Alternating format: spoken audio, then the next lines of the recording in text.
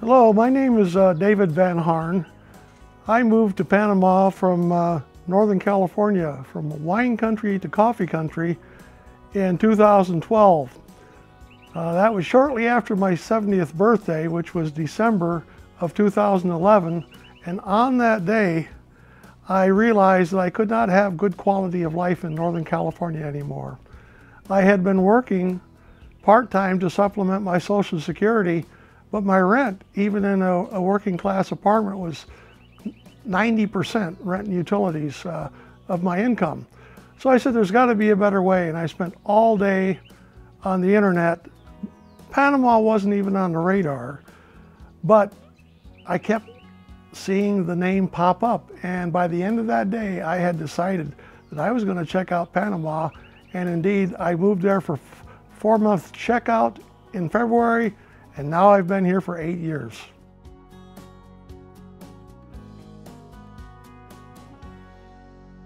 At the time of my research into looking at expat living, I had looked at places in Asia, South America, Mexico, all over, but I decided on Panama. So I also like jazz, so I booked the trip to arrive here just before the 2012 Jazz Festival. Out of the blue, as I was becoming familiar with the people, I got a personal message from a gentleman named Ron in Vacaville, California, not far from where I lived in Northern California. He says, "Hey David, I own a house in Valle Escondido that I'm renting out, and I have this old diesel Montero that my tenant doesn't want to drive. It should be really driven and taken care of. How would you like to drive it and take care of it for me?" I ended up driving that car free and maintaining it for 2 years. The gentleman got remarried, never came back down here, sold his house, and we worked out an arrangement. And to this day, I still have that 1999 Montero. Without the kindness of others and the good karma, I probably wouldn't even have a car here.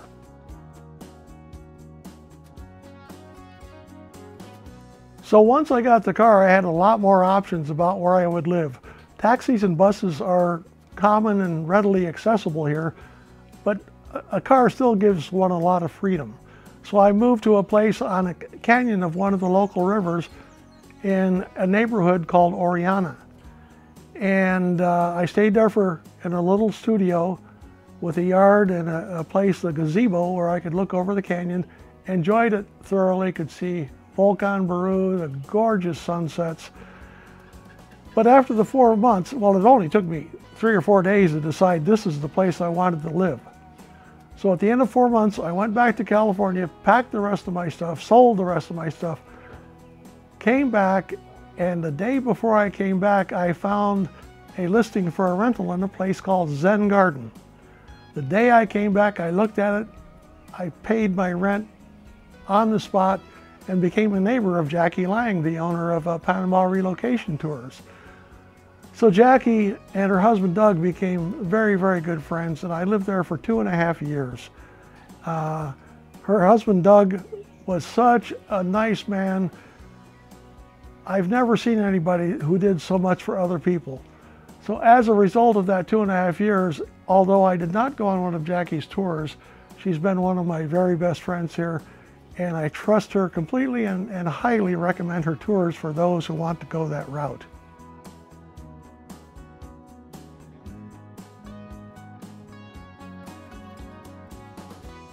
Because a lot of people speak English here, it's been difficult to learn Spanish, but I get along and I try.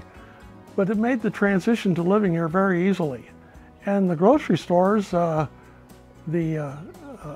Romero Market in Boquete is a good basic small supermarket. Super Baru is a new and now enlarged kind of a gourmet place. And where I live now, Mercado Alto Dorado is a wonderful place. So, and a lot of the products are the same products that I found in the States. At Romero, I went looking for carrots, and I found the Bunny Love small carrots, exact same product I found in the United States. But I do try to eat some of the local food and go to the local restaurants here. So in many ways, life is very much like it was back in the States, but much less expensive. I paid all the way back in 2011, I was paying $1,100 a month plus utilities for a basically working class, white collar, nice rental apartment in Sebastopol, California. Here I pay $550 a month for a small two-bedroom house with a garage and everything I need, including this nice little porch where we're filming this video right now. There's a lot of expats here, but it's truly an international community. I did wood turning for a while, but now I have numbness in my hand and some difficulty walking due to nerve degeneration, so I no longer make my wood art. But while I did for 7 years, I went to the local Tuesday morning market and sold my wood turnings. And when I looked around at the people around me before the market shut down a few weeks ago, to my right was a woman from Barbados selling food and fabrics. Next to her was a man from Turkey with his African-American wife and little boy. Next to them was a Venezuelan family. Next was a Canadian woman. To my left was a German woman with food and jewelry. On the other side of her was a Peruvian family with art and crafts. And on the other side of her was an Italian woman who sold Italian food. So this ended up being, to me, not Gringo Town, but truly an international community where people from all races, all colors, all religions just seem to get along better than anywhere I've ever been.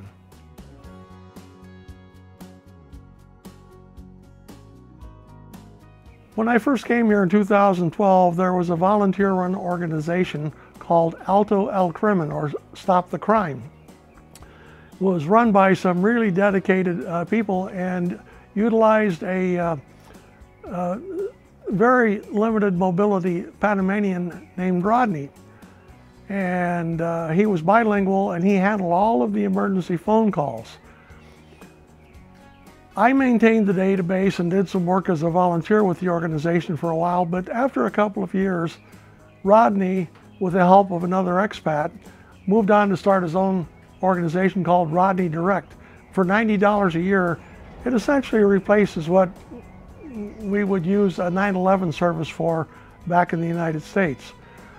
My first years here, there were a couple of home invasions and robberies and even a couple of murders in the greater Boquete area. But one of the things the volunteers did was work with the government of Panama to set up a checkpoint about 12 kilometers south of town. Since that time, I have heard very, very little about any crimes. And the women I know, as well as myself, we feel very, very safe here. Going down the mountain to David, our regional capital, and where many of us go for shopping and other things, I don't feel quite as safe because it has its poor neighborhoods, its ghettos, its gangs and such, but yet I don't really feel unsafe. I certainly feel safer here than I would in certain parts of San Francisco or even Santa Rosa, California.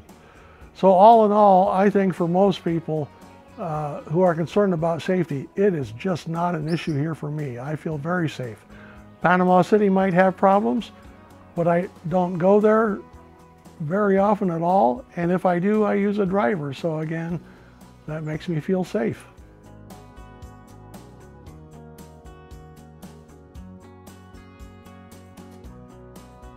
When I first moved here, my internet was 40K DSL, and it took forever. I remember I wanted to watch a couple of seasons of Star Trek. It took me a week to download it. Now, fast tracking forward, currently most of the area has high-speed internet now with a couple of providers to choose from. We have shared 160 megabit high-speed internet here now, and I can download high-def movies in about 7 to 10 minutes. So there's been a huge increase in the reliability and the speed of internet, and I know a number of people here who supplement or make their living by continuing to work online as they did back in the United States. We do have occasional outages here, and quite frankly, even here, sometimes we have dropouts. So streaming video to watch TV can be sometimes problematic, but for downloading, I have no problem at all. Now, I was a computer professional. I was a Novell networking certified engineer back in the States, and I was even on the Y2K team at the Pacific Stock Exchange. So I'm kind of an expert on these things, but I will say the internet here is absolutely excellent. But you have to pick out where you live to make sure they have good, reliable internet.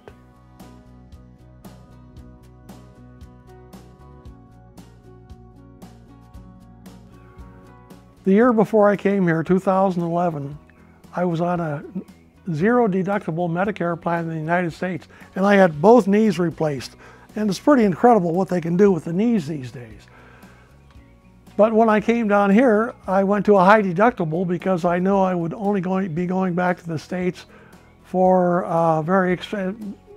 something that might cost a lot of money.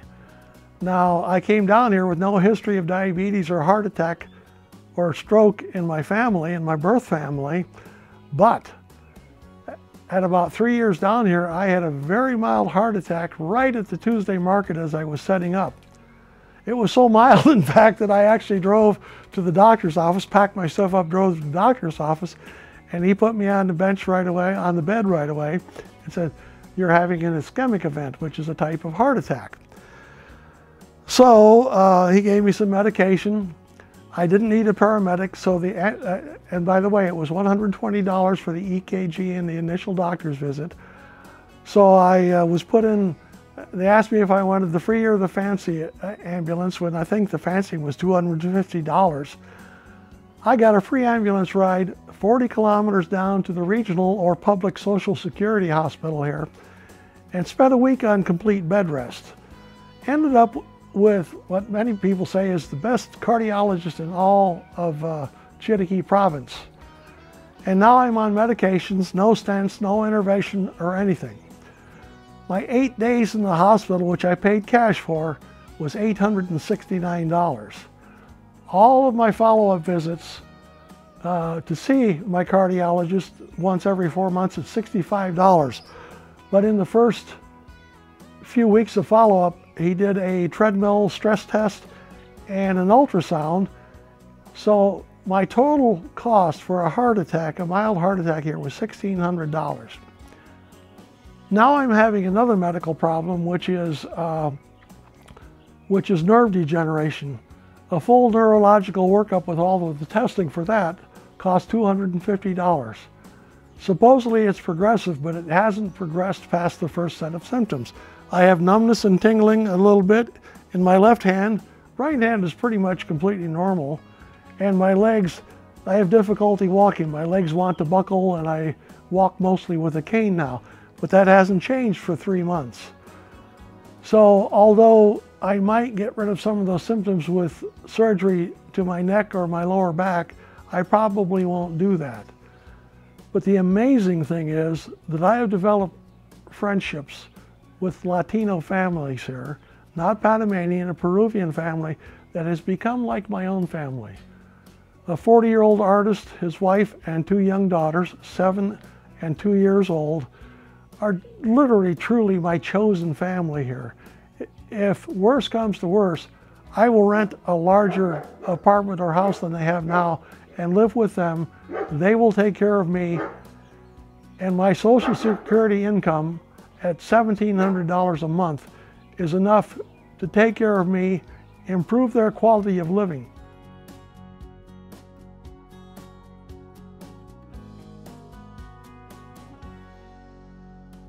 Although I jokingly tell people here I was born Americano and I will die Chiricano, I do miss some things in the States. I fell in love with California. I was a science guy all my life in grade school and high school. In fact, I took second prize in physics at the Chicago Citywide Science Fair at the Museum of Science and Industry. But it proved to be that I was deficient in both the ability to pay attention and study and in memories. So I flunked out of college after 1.5 years, joined the Navy, and spent 5 years first in boot camp and hospital corps school in San Diego, a beautiful place. And then the rest of most of the rest of my adult life in Northern California, including 4 years and 3 months at Oakland Naval Hospital. I fell in love with Northern California, and it truly was my home. And I probably wouldn't be here had I not blown my investments, losing $250,000 in a Roth IRA in the stock market due to putting it all in one tech stock and watching it go bankrupt. So if I had not done that, I'd probably still be there. Northern California, all of California, and for me, the Pacific West, the Southwest, such a gorgeous place. I miss it. But in my smaller sphere of nature here in Panama, we have many, many beautiful things. And in my first years here, I traveled and hiked quite a bit. And even where I live, looking around again, this is just a gorgeous place. So yes, I do miss California, but I've moved on. This is my home, and I really don't feel homesick at all. I just miss it a bit.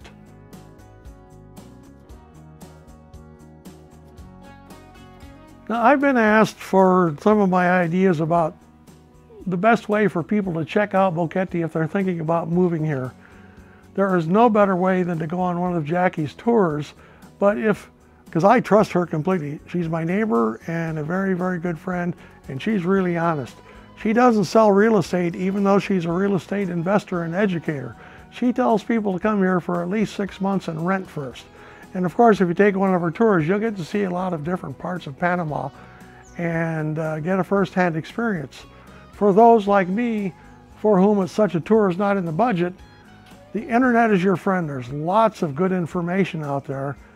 Learn everything you can. Search, Google. Do it over and over and look at everything. And then book a trip here. Stay close to town. You don't need a car. Just come down here, whether it's for a week the first time or like I did for 4 months, and experience the place. You can get in touch with people here. If you speak a little Spanish, that's a big help. If you don't, a lot of the local people speak English. But either way, either do it with help from a tour company like Jackie, or do it on your own by doing lots of research first and just coming down here to totally relax and enjoy for a while and pretend you're living here. If you like it, you'll come back like me and stay for the rest of your life.